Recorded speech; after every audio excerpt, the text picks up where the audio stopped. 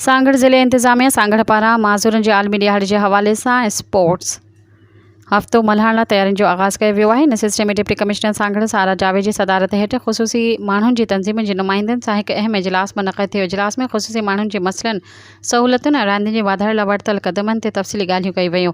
ज़िले इंतज़ामिया स्पोर्ट्स हफ़्ते दौरान ख़ासि माण्हुनि लाइ मुख़्तलिफ़ रांदियुनि जा मुक़ाबला, तफ़रीही सरगर्मियूं ऐं आगाही प्रोग्राम तरतीब ॾियण सां गॾोगॾु स्टेडियम में खाधे पीते ऐं सक़ाफ़ती स्टालनि बाबति पिणु ख़्यालनि जी ॾे वठि कई।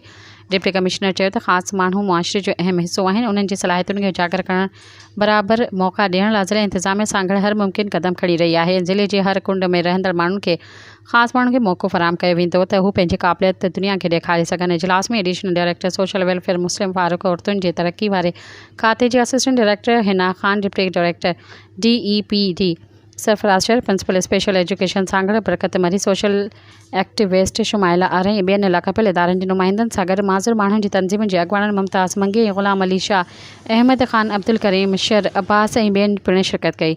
सब्सक्राइब कयो अवामी न्यूज़ HD खे ऐं ताज़ा तरीन ख़बरुनि लाइ ॾिसंदा रहो अवामी न्यूज़ HD।